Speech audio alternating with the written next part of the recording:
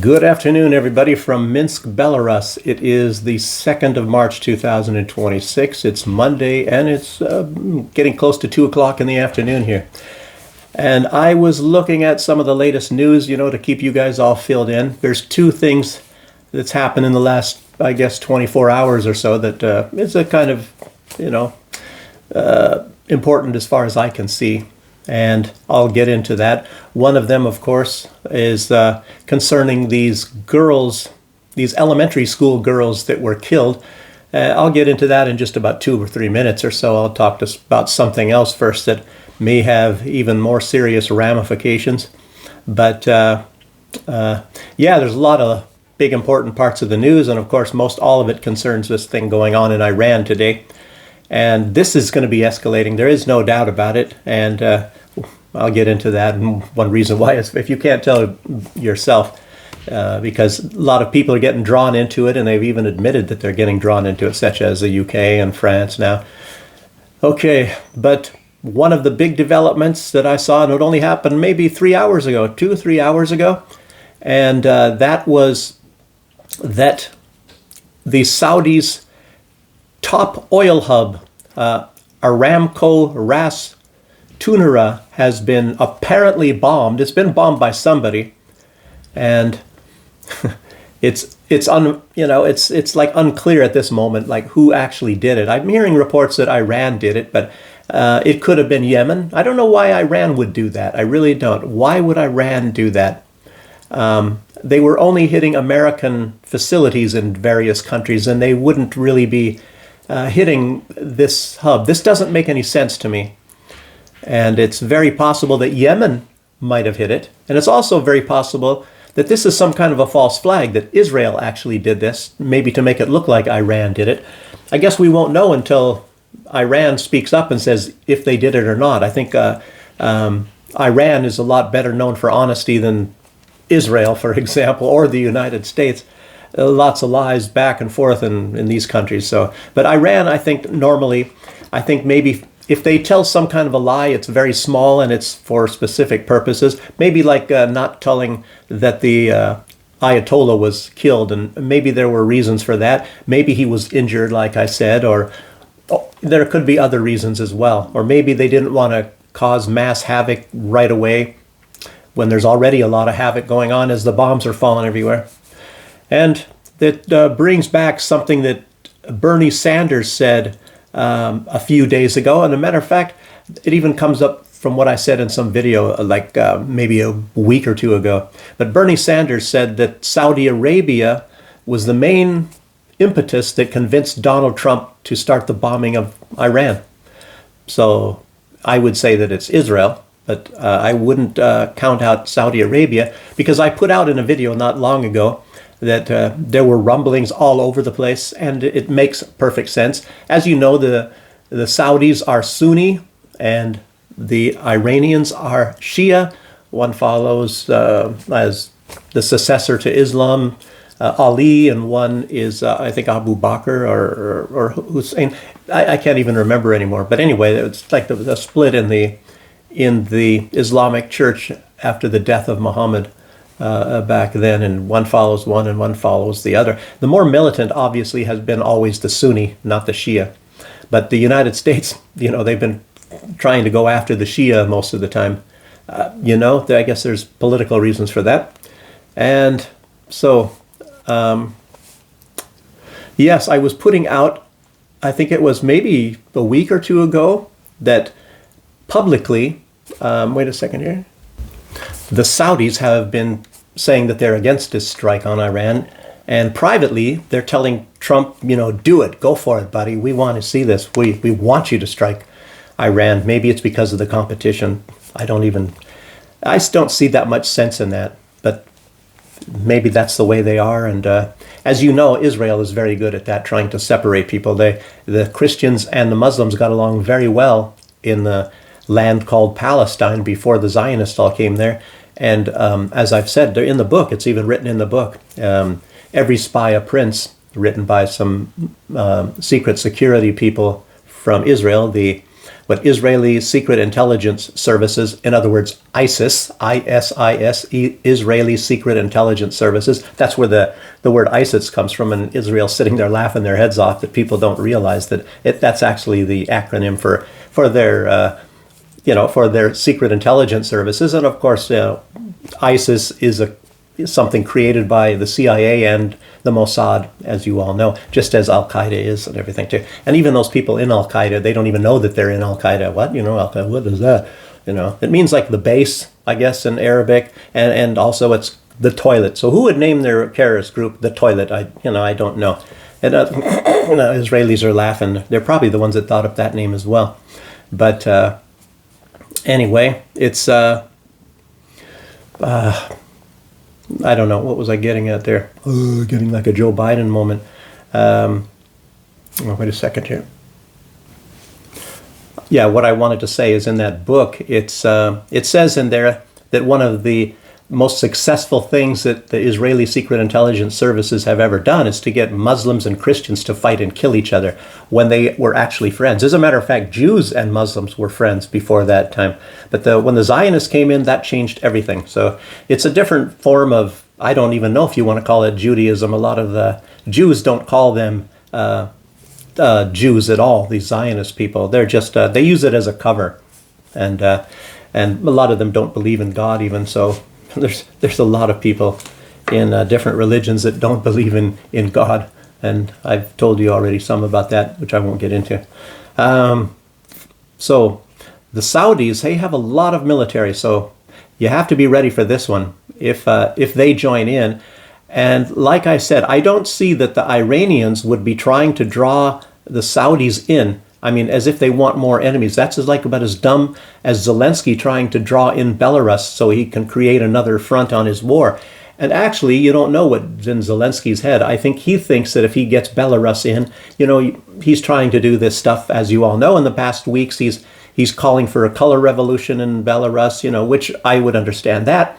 But he's doing things, and he might be cruising for a bruising. And he's also telling the other countries in the West, well, why doesn't he do it?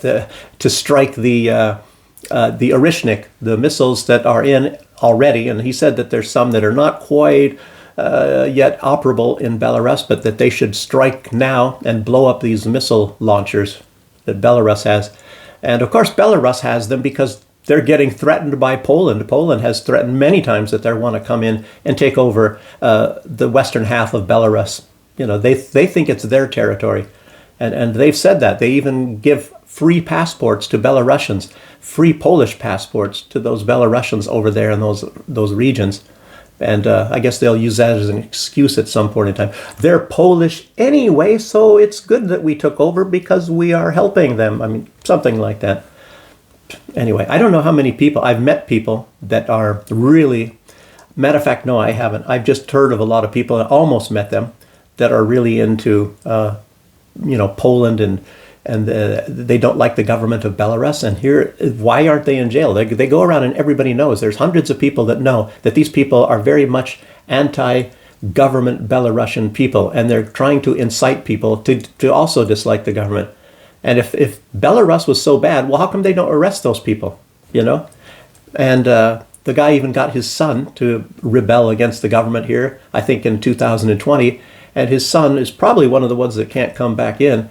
He's stuck over there in Poland because he ran away, while they were trying to overthrow the government in 2020. And of course, they tried again, what was that, in 2023. I was here, 2023 in May.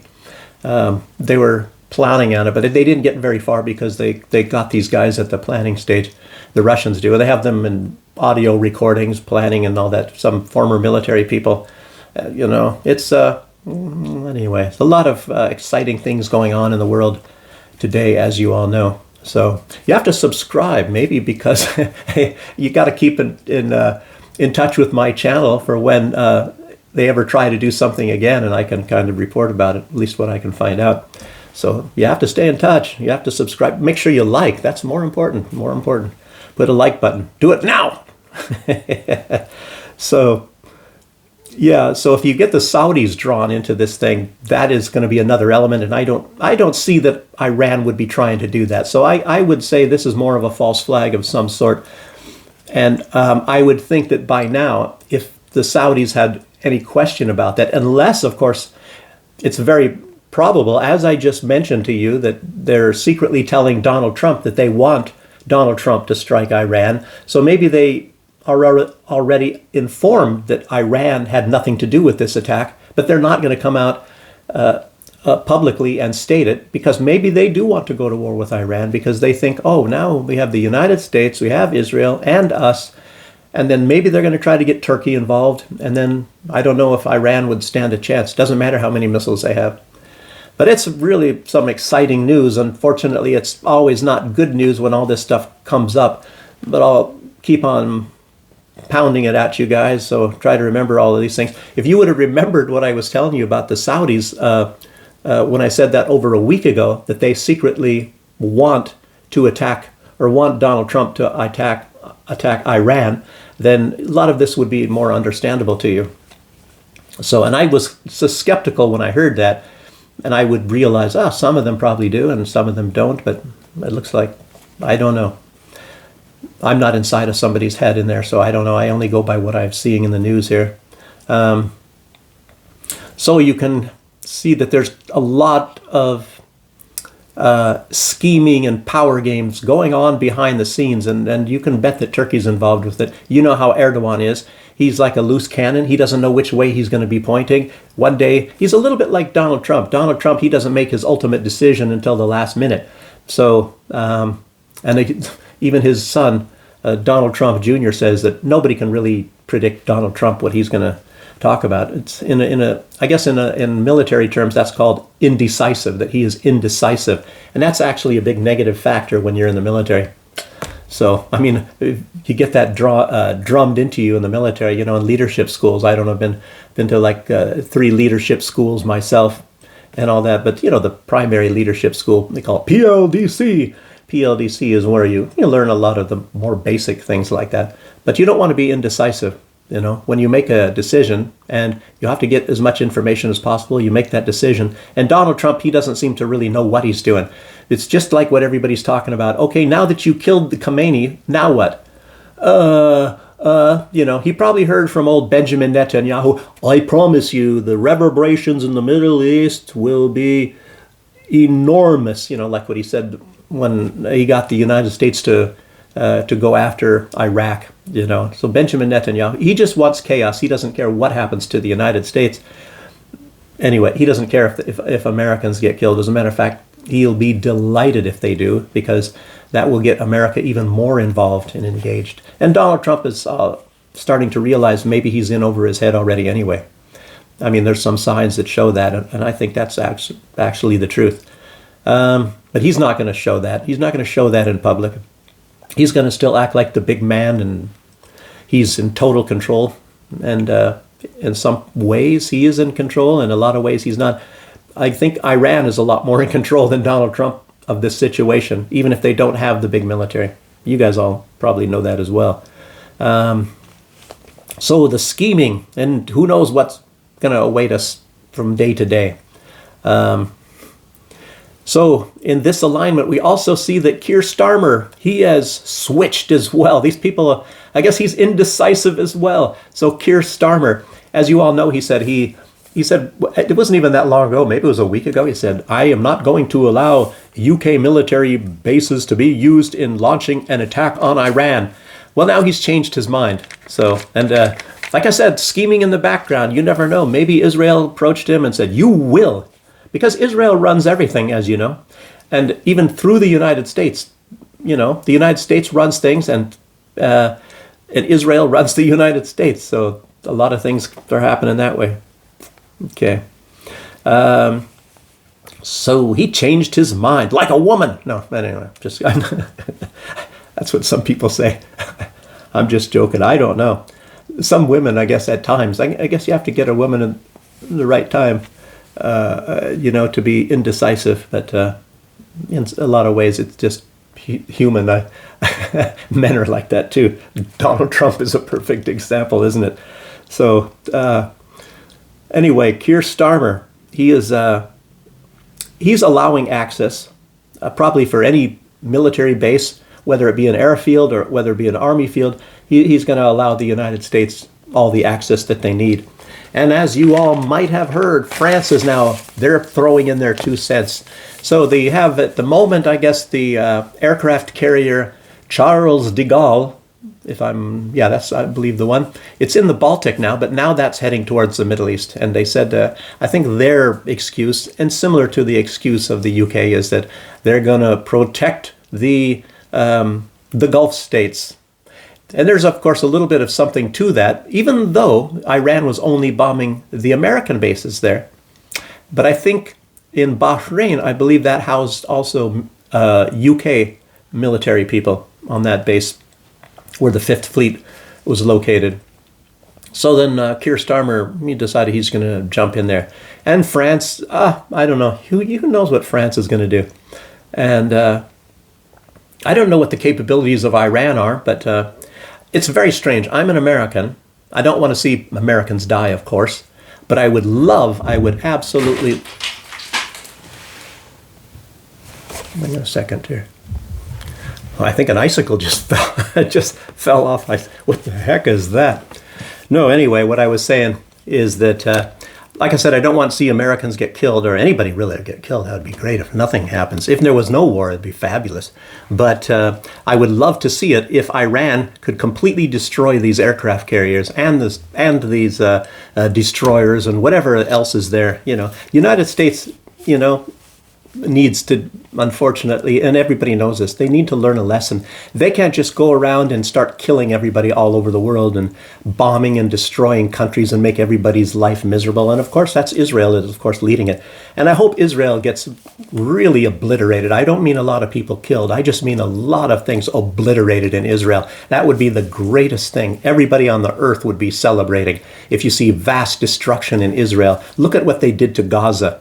And mostly children, tens of thousands of children. I mean, everybody would love to see Israel completely decimated like that. Well, decimated means 1 out of every 10. Obliterated is a better word. So, everybody would be so happy, seeing the most evil regime paying for that. And the people, there's a lot of great people in Israel, and that I wouldn't really want to see them put into harm's way. If you could pick some of these evil ones that believe they have some sort of a genetic superiority over everybody on the planet, and just kind of erased a lot of them and got them out of here, that would be pretty good. Benjamin Netanyahu, of course, he is probably Satan's representative on the planet Earth. I mean, there's practically no doubt about that. This guy loves killing and blood, and especially these people, a lot of them really love killing children. I'm going to be getting into something about that too, and it's not going to be good for Americans to hear that. So, but that is coming. That's coming. So, Kuwait, they've pulled out, or put out, pulled out. They've put out that a number of U.S. aircraft have crashed, been downed. They said. One report said several and one said a number, and it's maybe possible that 3, because they showed photos of pilots, I guess, that bailed out, 3 of them, over Kuwait, and I guess Iran was able to down these aircraft. And that's very strange, and I don't really know why 3 aircraft there. What about the aircraft flying over Iran? I don't know. Is that a different weapon? It's very interesting. So they have footage of pilots, and some people are coming, and the pilot is in the middle, and these people are way out there, like 15 feet, and the pilot looks really scared. And I think that eventually, but they didn't do any harm to these people. They put this guy in a truck and took him to the hospital. And I don't think any of those 3 that I had seen. I think one was a woman, and I don't think that there is any serious or any harm. But they said one, maybe a little bit. But the guy's walking, and he went and sat in the thing, and I don't know, maybe he scratched his arm a little bit or something. That's the only thing. All of them, I guess, I think Kuwait put out that all of them were taken to a hospital and looked after. So, yeah, I don't know. There's other news And yeah, make sure you put that like button. I didn't do that, but this is a little bit about some other places before I get into this hospital strike. I mean, this school strike that the United States did in Iraq by the Strait of Hormuz. Iran by the Strait of Hormuz. Really some shocking news. But let's first talk about something else. A few days ago, the IMF, I think that was maybe 3-4 days ago, they approved another $8 billion with a B dollar loan for Ukraine. It makes me wonder, I mean, how do they keep track of all of these billions and billions?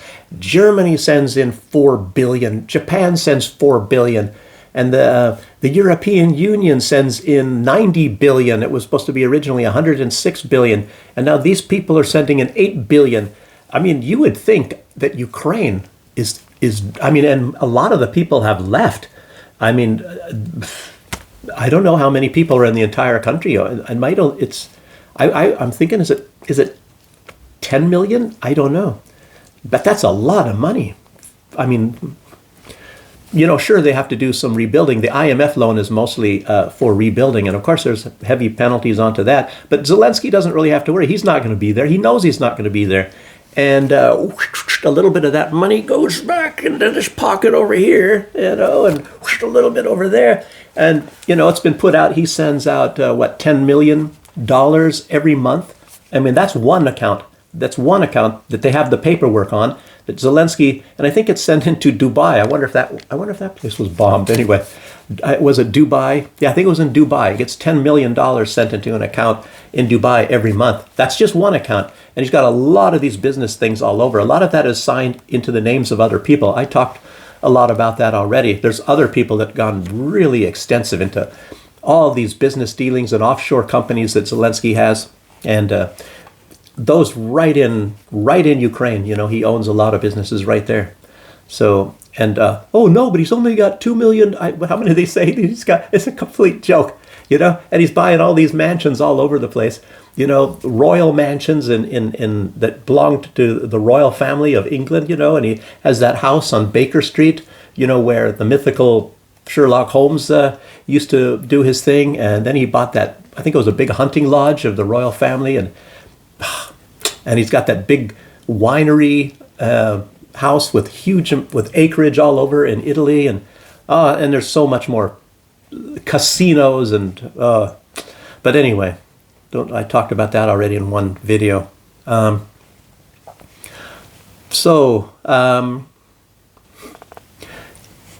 well, anyway, he's going to be able to get a lot more properties as time goes by, because he's going to get a lot of money from all of this money that's flooding into him. And then he's still begging for more. Oh, I need more. Just in case it all stops, I guess. I don't know if I mentioned it, but lately, Ukraine has now made an agreement to host CIA agents. CIA secret prisons in Ukraine. And you would think, and they probably already had them, but I guess more now it's going to be more of an industry. The United States was running those, remember, during the Iraq War. They had them all over the place, these secret prisons all over. And it's not even just counting that one that everybody knew of. What is that one called on Cuba? It should belong to Cuba, but it's a little teeny place, and the United States owns it on the island of the nation of Cuba. And they have some in like Albania and places like that, and a lot of torture prisons where they're torturing people.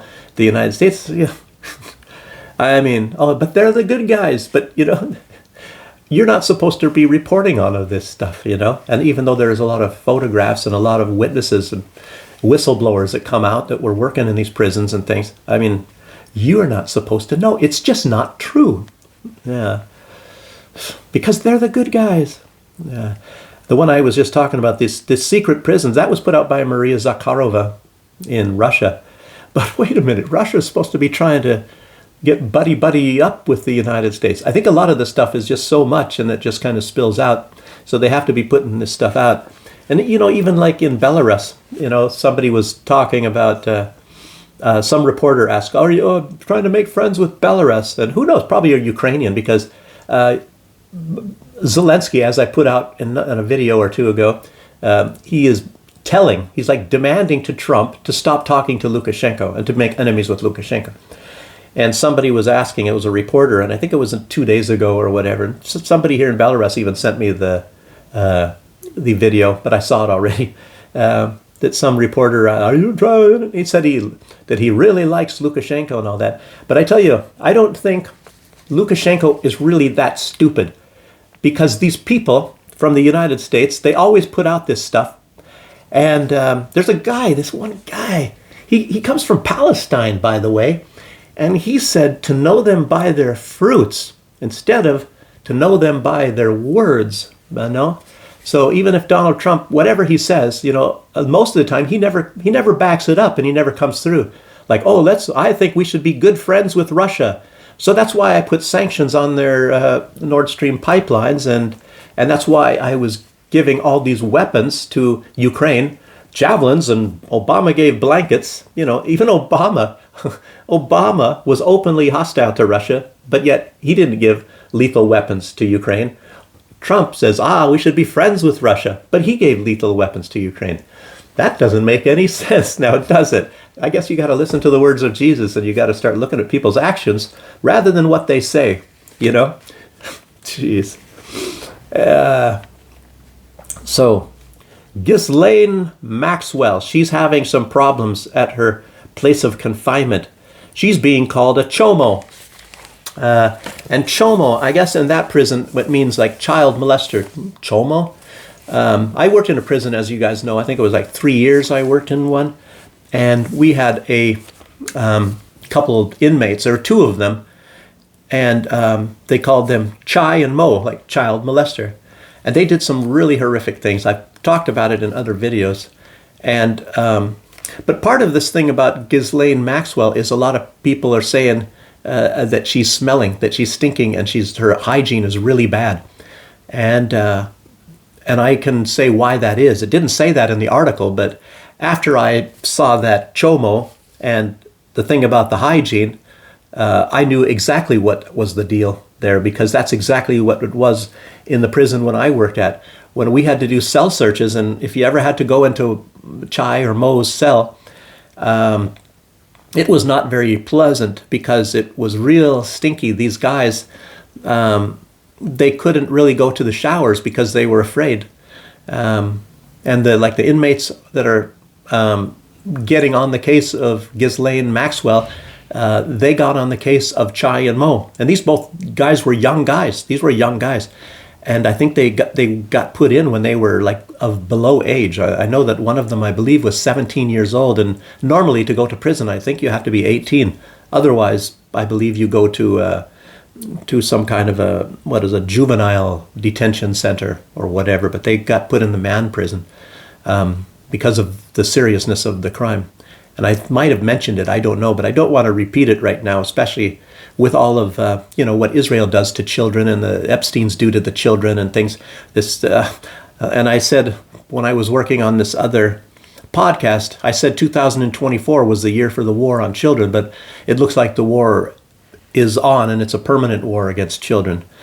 But let me continue. But anyway, these guys, they were afraid to go to the shower, Chai and Mo, because even if it was the sex offender unit that I was working on at that time for a couple of months or whatever, and it was a lot less action. It was a double unit. There was one with the real serious young guy offenders, and that did a lot of the bigger murders and things like that. And those people were a little bit more active and all that. And but the sex offenders, normally they're a little bit easier to work with and all that, because they don't get so much as violent. There's less fights that you have to go and break up, and things like that.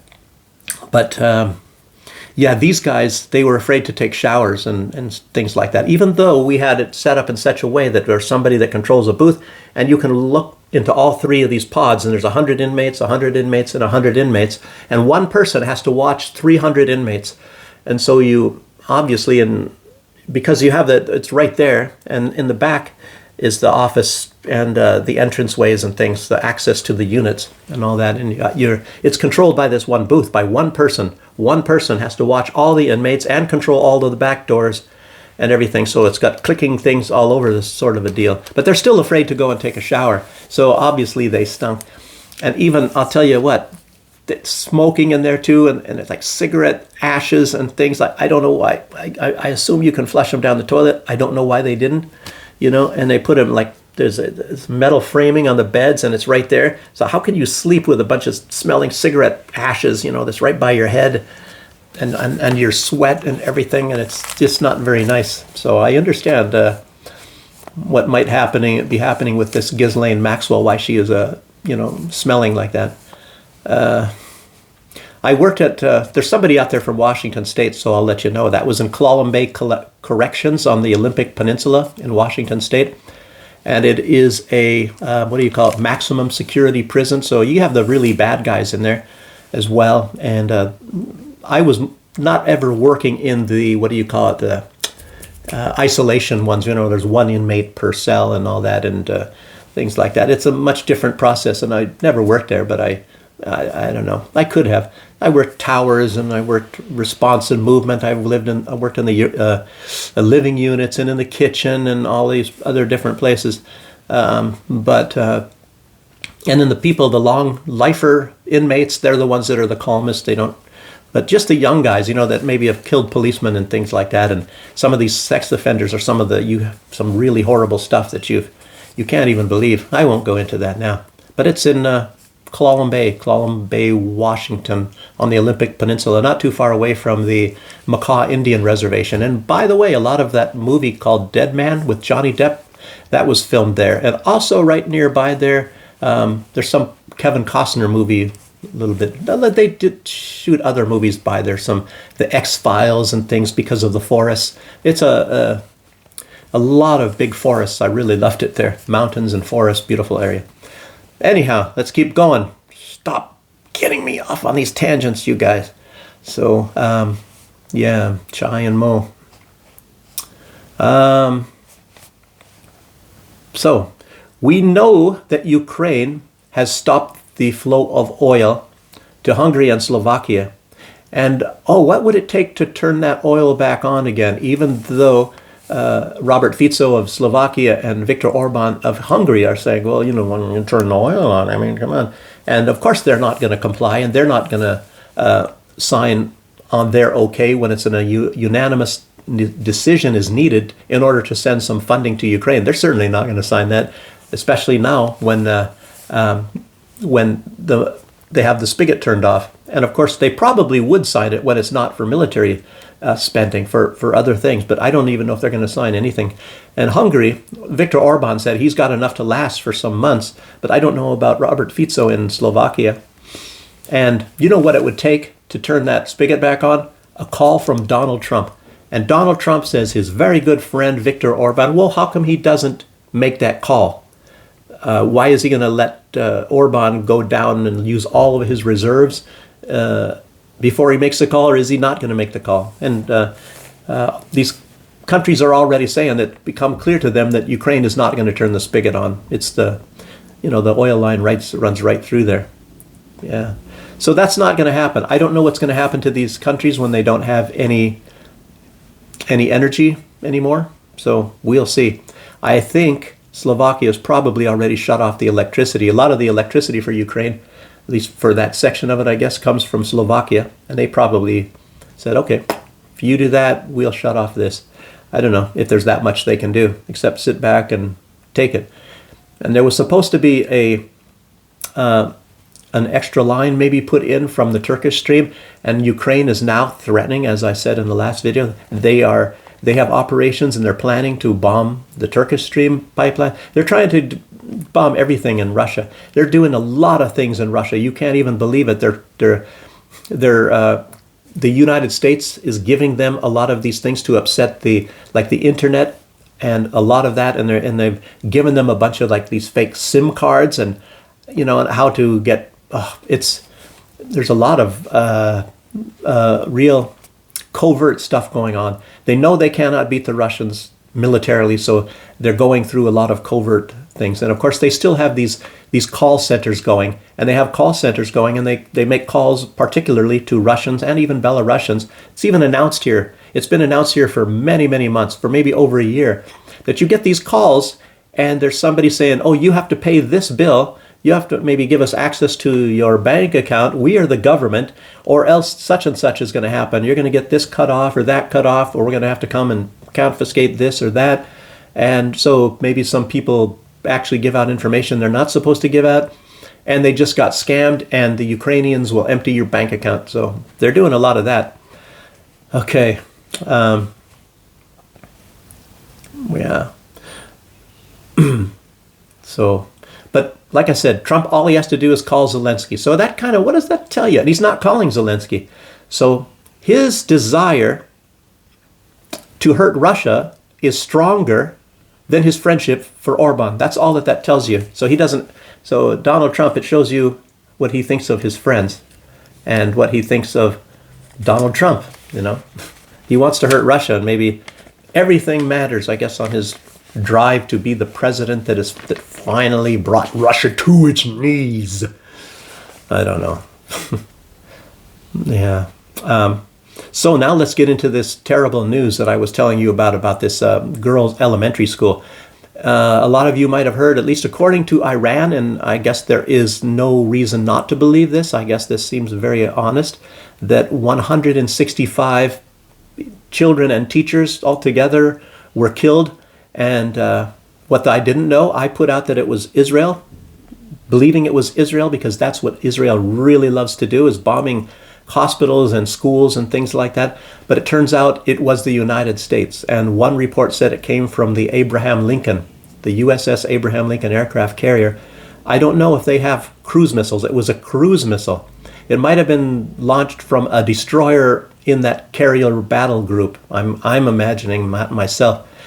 And they hit directly on the school in a place where they can do the most maximum damage to kill the most children at a time when the most children were in the schoolyards, or I mean in the schools. All of them were in the classrooms. And they killed virtually everybody. I don't know, killed or injured. There's little schoolgirls now with no legs and maybe blind and all kinds of horrible, horrific injuries. And so that is the United States now. I guess that's part of the Epstein class, I guess, you know what they say.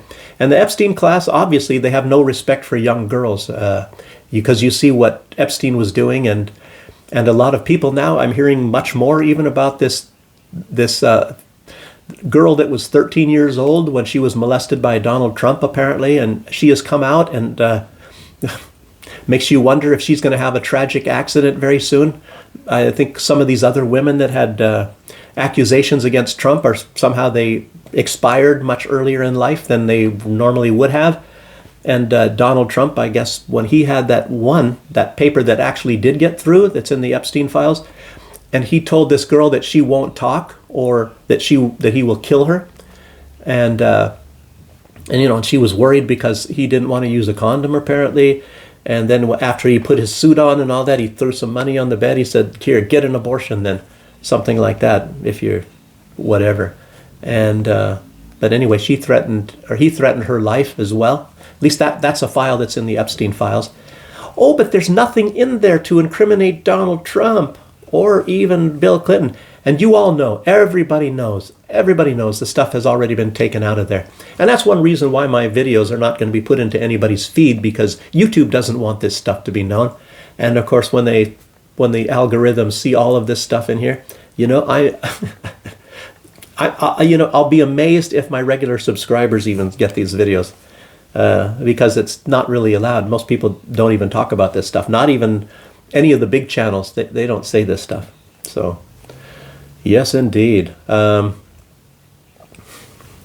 So the U.S. did that at a time and a place where they could inflict the most damage and kill the most young girls. And it sounds maybe, you know, Donald Trump, he might have something against young girls, and maybe it's because of these escapades that he was into with Jeffrey Epstein. And like it looks like it was some multiple times. And then there was this Hillary Clinton. Oh, I've never seen him. I didn't know. I've never met Jeffrey Epstein. And I guess the evidence, there are people that were there and they know and they say, yes, she did. And she has met him on a number of occasions. So she has met Epstein, at least I don't know, they didn't say how many, but it was like 3 or 4 times. They put out videos. And of course you're not going to get those videos in your regular feed. And these are people that knew Jeffrey Epstein and the Clintons and were there. So there's so many things. There's so many stuff going on. And all of these people, these rich and powerful people, because they got so much money and so much power, and Donald Trump is pledged to protect them. And all of these people, it's really strange that all of these people are now doing fabulous things for Israel, you know? And it seems that Israel has a lot of these tapes or copies of them. They know exactly what's going on. A lot of people are saying that the reason why Donald Trump is doing all of this stuff, killing children and bombing all of this stuff when it's very bad for the United States, is because he's compromised. You know, and that's like I said in many videos a long even time ago, over a year ago, you know, that how you compromise people. A lot of time it's just a threat to be exposed, you know, and if they have videotapes, that's even worse. Then you have no chance whatsoever, even in the days of deep fakes. So anyway, not some good stuff, is it? Let's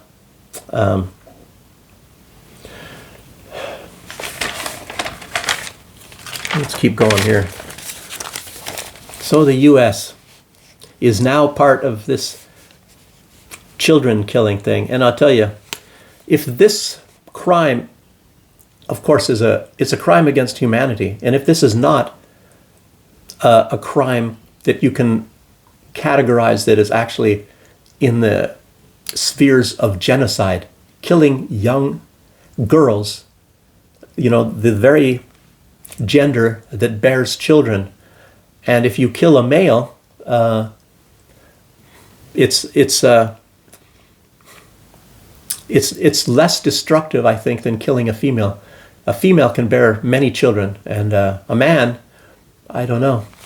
You can or you can't, but it's not good to kill anybody, and especially children. And then when you kill children, I would even put that in a category that fits into genocide just from that alone. Young girls, I think, maybe even worse. And as I said, these people, these genocide, this Epstein class, they don't have respect for any young girls, especially. And if it was you don't have to worry about Starmer ever getting in trouble there, because I think he liked young teenage boys, as is put out. You're not even allowed to talk about that. If you talk about that in the UK, you have some big problems going in, you know. If you talk about Starmer's attraction to teenage boys, you know, pretty teenage boys, you might end up in jail. You seriously would. That's, I guess, what you call freedom of speech, right? Oh, you're free to speak it, and they're free to lock you up for it, I guess. Wow. Yes. So, I don't know. Maybe that is one reason why Iran, I guess they targeted as you know, the Abraham Lincoln. I guess it was 4 missiles, or I think it was drones or whatever. And maybe they didn't hit. Maybe they were shot down. In any case, it doesn't look like they hit the Abraham Lincoln, but the Abraham Lincoln moved out of the area. There is a little indication that they did hit it, but maybe with one drone in one place. I don't have any idea. But in any case, the Abraham Lincoln, they're far out of range now, so they moved way out of there. Maybe that puts a little bit of a burden on the aircraft, the bombing aircraft as well. But they have a lot of Stratotankers there, the United States, to keep refueling these things in flight. So, yeah.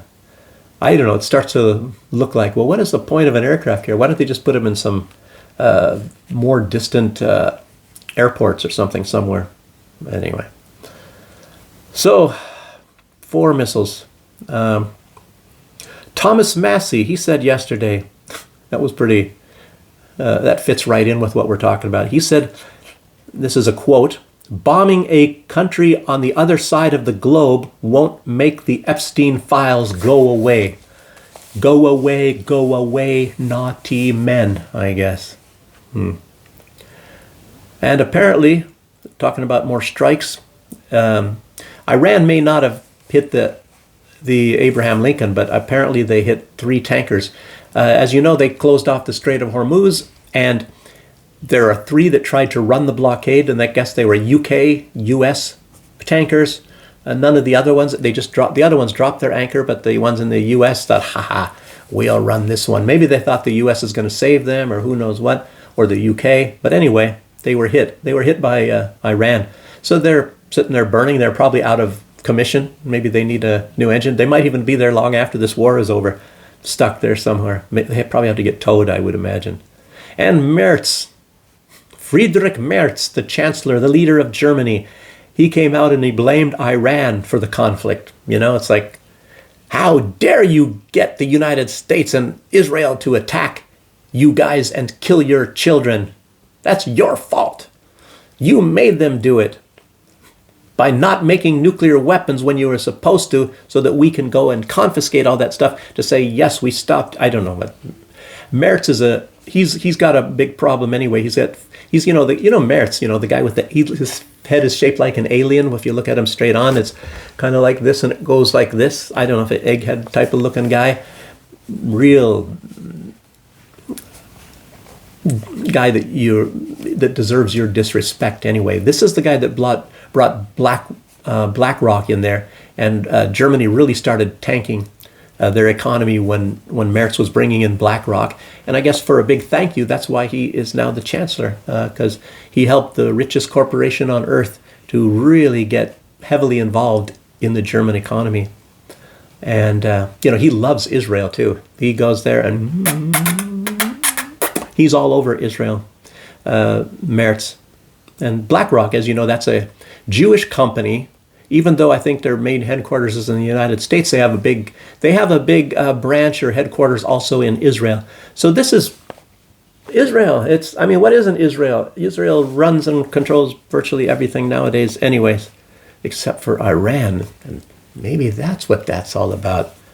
And another thing is, there's also, you talk about central banks, there's the Rothschilds, and they're involved in nearly every central bank in the world, and there's only like 1 or 2 or something that they're not involved in, and one of them happens to be in Iran.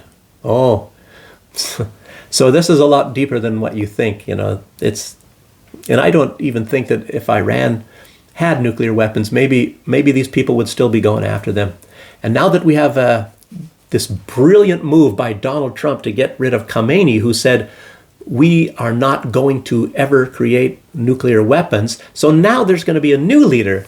So I wonder how that is going to go,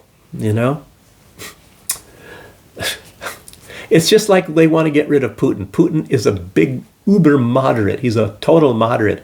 And you get rid of Putin, what are you going to get next? Are you going to get Dmitry Medvedev? And he's quite more of a hawk than Vladimir Putin is.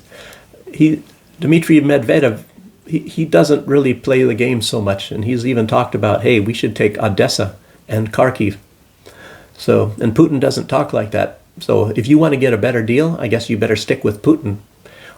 Or else, if you get rid of Putin, you're probably not going to get something that's going to help you that much more. It's going to probably be a lot worse for you. So they're a Zionist company, BlackRock. So what does that tell you? Donald Trump, of course, works a lot with them too. And and Donald Trump, he said that this war is, I think he's agreeing with the Israelis. I said about 4 days. It'd take about 4 days. And now he's saying, it might take about 4 weeks. It's a big country. I think that's what he said. He kind of like, did you ever think of ever looking at a map, Donald Trump? It's a map. It's this thing, and it's like, and then compare the size of Iran, for example, to Israel, and see which one is bigger, and start looking at the range of your bombing aircraft and all that. Luckily the military have a little bit more brains than he does, so they know how far it is, and they know when they need to refuel and things like that. I think that's too complicated for Donald Trump. He knows how to use power and to make money, and that's it. Everything else is somebody else got to do it. And I think it's kind of like me in a way.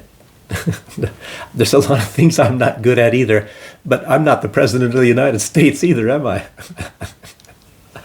Yeah. So, oh, Donald Trump, another thing. This is the funniest. This is absolutely the funniest. I mean, he should be on Saturday Night Live. He should be a comedian. So he's sitting there thinking, there's three people that I'm trying to decide on who will be the next leader of Iran. And it's like, yeah, is that in your hands, Donald Trump? I mean, come on now. They can't even get ground troops in there. Before you're going to be able to do that, you better be able to get ground troops, and that's not going to happen. Even Eric Prince, the guy who ran that, not Black Rock, he ran Blackwater. That was that mercenary club that killed a lot of innocent people. They call themselves a Christian organization, but they killed a lot of innocent people. And a lot of those people were some of the most wicked people that was ever trained militarily. They're mercenaries, of course, and they killed a lot of children and things. They did it for fun. But anyway, even Eric Prince that ran that corporation, private military corporation, he says, when somebody asks him, what advice do you give to Donald Trump about this Iran affair thing? And he said, don't go into a ground war with Iran. That's what he said. They have a lot of highly trained people, and some of them maybe knew how to train the next generation that came up after the Iran-Iraq war. And those people, it's like in Russia and even the Ukrainians, the soldiers there are far more experienced than any American soldier. I mean, there might be some American soldiers, sure, obviously, because a lot of them were also fighting in Iraq. The 101st Airborne, and sure, there were American soldiers, of course, also fighting in Ukraine. But generally speaking, a lot of the Ukrainians and the Russians, of course, are a lot more familiar with warfare than the American soldiers. Americans would get slaughtered. They'd get slaughtered by the Iranians, and the United States would just try to plaster them with bombs and bombs and bombs, but sometimes bombs don't cure everything. I mean, even ask the Russians, they know that too, artillery, and the Ukrainians. Ukrainians can't seem to really get a permanent hold inside of Russia, even as much as the United States is going 24/7, creating these 155 millimeter artillery shells, and so is Germany. There's so many countries in the West, they got people working 24 hours a day. They got shifts going, making artillery shells for Ukraine, and they still can't really get a hold inside of Russia. Makes you know, Russia's pretty formidable too.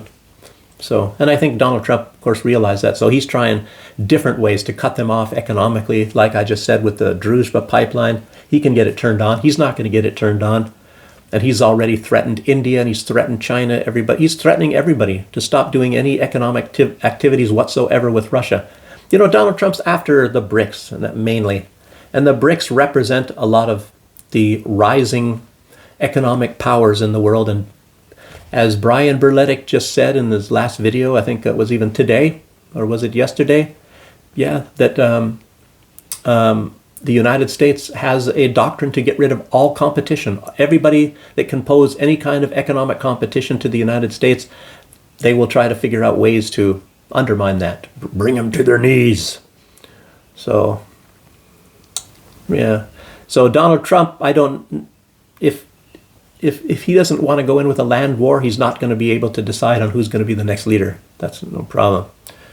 Cyprus put out that there's been back and forth missile exchanges between Iran and Cyprus. So, I don't know. And there are British military on Cyprus. Obviously, there's probably American. They're everywhere. So who knows if that's true and how that exchange is going and with who. A lot of things that we're probably not really going to know that much about. We're all dependent upon whatever people put out that are in that area, what kind of news, and nobody has all the news. So we just all kinds of, piecing from this country, the UAE, one from Bahrain, and one from, Dubai, and one from Cyprus, and whatever comes out of Kuwait and everything. And a lot of things going on in Kuwait, as I probably mentioned, these airplanes getting shot down too. So, and not only all this, there is a battle between South Lebanon and Israel, mostly the Hezbollah and Israel. And the Hezbollah, as you know, they've been taken down about 5 notches, so they're not anywhere near as powerful as they used to be. Israel has had infiltrated them very badly, not only with the pagers, but with all of the targeted assassinations. Israel somehow has a way, and they mostly do it also through cell phones. And I've said how they do that. All you have to do is have Google or Microsoft or what's that name, Oracle, or any of these, whenever they know your name and your number, it's over for you. Then, because they give it to Israel, and Israel can pinpoint wherever your cell phone is at, and they're going to get you. And that's one reason how they killed a lot of children too, because the cell phones are registered in the children's name. In the parents' name when the children have it. And if some guy that's in Hezbollah or something, or Hamas, is driving down the highway and his daughter puts on the cell phone to play some game on there, Israel sees that and boom, and the whole car gets blown up. Even some guy, I don't know if that one guy, when he was going on an electric scooter, and out of nowhere comes a drone and just slams into this guy. And I think he probably was listening to music on his cell phone when it happened. So you got to be careful. I don't know. I wouldn't even have a cell phone, I guess. Even putting it into somebody else's name, probably Israel can find out. I don't know.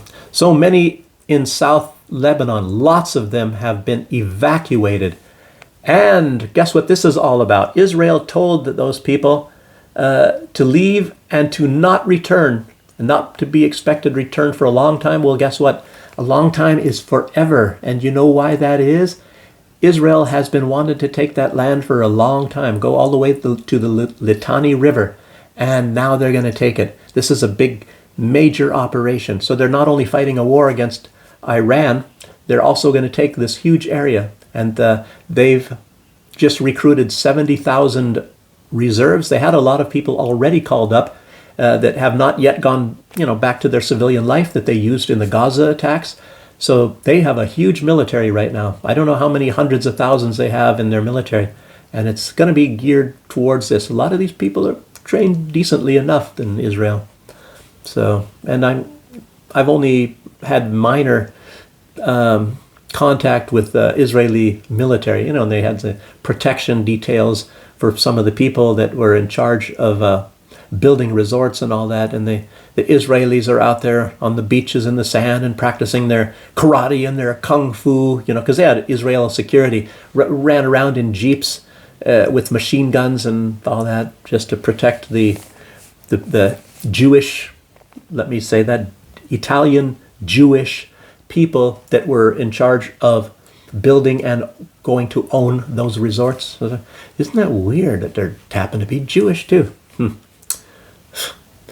I don't know, you can find her name, Elena Korok, if you look. And one of the company on that island, Canawan, where Donald Trump has his a casino and a golf course. He had, I don't know if he took his endorsement away. But anyway, that was Israel. That's weird. It's strange that Jewish and Israel were involved with Donald Trump back then, and that was 2003. Very strange. Well, look it up anyway, the island of Canawan in St. Vincent and the Grenadines. And it's also on that is where they put a Coast Guard thousands of miles away from the U.S. coast. And they were launching drones to look at, watch Venezuela. Anyway, that was an observation point. And how did I end up meeting a lot of these intelligence people from the United States there, CIA and all that, spying on the drug trade and things that were going through the Caribbean. Anyway, I've talked about that in other videos. I have to keep mentioning this. Sometimes you get some new viewers and they don't know anything about me, so I gotta mention some of the background that I have. So a lot of these people left, and they're probably never going to be able to come back. Israel's going to take their homes, maybe destroy them. You never know. Massive bombings. There's a lot of massive bombings, and they're even bombing Beirut big time, if you guys haven't seen that already in the news. They're not going to go all the way to, eventually they're going to want to get to Beirut as well, but that might be in the next president number 54 or something like that, maybe 30 years from now. Because they can't possibly get all this much. They're going to do as much as they can while their Jewish president, Donald Trump, is in office, that will do everything for Israel. I mean, all of them do everything for Israel. And they have to do everything for Israel, because if they don't, they're Wegfenster. They're gone. They're in trouble. Israel has the goods on them. They have them by they have them by those things. Anybody who's going to be in the president, most of them in Congress and Senate as well. We know where your daughter does her laundry. It would be a shame if something happened to her. By the way, I've even heard Donald Trump talk like that. It'd be a shame if something happened. Oh, gosh. He might have even just said that about these people in Iran, too. I don't know. So, the U.S. told 1 week ago, it was very strange, just a coincidence. A week ago, the United States told all their citizens to leave Lebanon. Isn't that strange? Even before the attack on Iran? Just a coincidence that the U.S. told all American citizens to leave Lebanon before this. Yeah, wow. Yeah, that's just amazing. But anyway, I think that's it. That's a wrap, everybody. There's other information that just keeps coming out hot and heavy, and I thought I would conglomerate a lot of that stuff. There's things I didn't really say, and I looked at them, but it's like, it's like, oh boy, it's a big battle, and these forces, and what you have combined against you. You have Israel and all the accolades, including like Donald Trump and even the Senate and a lot of the people in the Congress. Very few people you can trust anymore, and maybe that even have a shred of power. Ro Khanna and Thomas Massey, and there's a lot of people are going to be tossed out of media very soon, as you know, and I might even be I probably would be one of them. I mean, they are suppressing my channel big time, as I know. Like I said, I see more views, and then I saw the views go down and things like that. And it's not like I think I'm so great that I should get 50,000 views. I never wanted to pay somebody, so they call it promotion, and you pay a certain amount of money. And I think I've seen other people. There's a guy that's here in Minsk, an Australian guy, and he pays $200 a month so that and this is just for Rumble, by the way, because I think you have to pay for each place. So he pays for Rumble to get him 20,000 views or whatever like that. So they guarantee you 20,000 views if you pay the $200. I think the guy that contacted me was saying 150, and he said that he would get me the views before I even paid him. But I wasn't interested in it anyway. The thing is, because I can't pay that. I don't have that kind of money every month. Not yet. And I don't think I would want to waste it on that anyway. I would just rather have an honest channel. But that's how that works, I don't know how many people do that. So if you just see a lot of people with a lot of views, it doesn't necessarily mean that there's many people viewing. I don't know. I have no idea how to tell when they're real or not. But that's how that goes, everybody. So it looks like I got over an hour again. I hope you don't mind. And I thank you all for joining me, and I'll see you the next time. Bye-bye.